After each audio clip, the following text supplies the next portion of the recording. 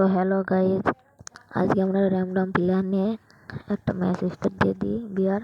তো সামনে ফাইট বেঁধে গেছে, দেখুন কি করি আমি। তিনটা প্লেয়ারকে মারতে পারবো, দেখুন ভিডিওটা দেখলে বুঝতে পারবেন। প্রথমে একটা ডাউন, তারপরে দুটো ডাউন, এটা ডাউন হবে, দুটো ডাউন। এবার আমার টিমমেট দুজনই ছিলাম, সামনে আমি যাইতেছিলাম, আমার একটা প্লেয়ার দেখে ড্যামেজ দেয় হয়, মেডি করতেছিলাম, সেখনই আবার লাভে সেখনকে শটগানের জাতা দিয়ে একদম পাঠিয়ে দিই মায়ের ভোগে। তো এখানে আমারও টিমমেট চলে যায় বিদেশে, আমি আবার তাকে রিভাইভটা দিয়ে দিই। রিভাইভ দেওয়ার পরে আমি আবার ওইদিকে যাই, আবার বিদেশে চলে যাই, তারপরে আবার রিভাইভ দিয়ে আসি, এটুকু দেখানো হয়নি।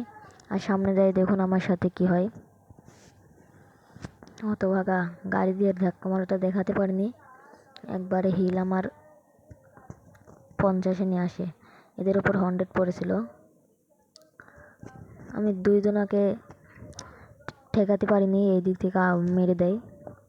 তোমার টিমমেট একটু ভয় জ্বালা চলে যায়, সাথে সাথে আমি রিভাইভ পাই। রিভাইভ পাওয়ার পর এখানে একটা তখর ফাইট হয়, ওদের ড্যামেজ দিতে ওরা মরে না। তো দেখুন কি হয়, আমি এখানে এদের মারতে পারবো, ভিডিওটা দেখলে বুঝতে পারবেন। আমার টিমমেট একটাকে নক করে দেয়, নক করার পরে আমরা এদিকে চলে আসি, টিমমেট একটাকে কনফার্ম করে দেয়। ওদের টিমমেট ভাই ভ্যানিং মনে ওদের কাছে ছিল, মারতে মারতে রিভাইভ দেয়, যে কেবল এটারে মারলাম, হ্যাঁ নক করলাম, কনফার্ম করতে পারি নাই। যে সামনে যাই, এই পাশে যাই, ফাইট আর একটা এনিমিকে মারি ভাই। এই এনিমি আর ওই এনিমি দুইটাই এক দলের, এই দুইটাকে মারার পরে কনফার্ম দেওয়ার সাথে সাথেই ভাই ওদের রিভাইভ দিয়ে দেয়। দেখুন এই যে কনফার্ম করলো, এই যে আমার টিমমেট কনফার্ম করে দেওয়ার পর দুইটাই কনফার্ম হয়ে গেল। আমার কিলের দিকে লক্ষ্য করুন, 6টা কিল, আর এদিকে এনিমি আছে আমরা দুইজন, আর 8টা আর 6টা এনিমি আছে।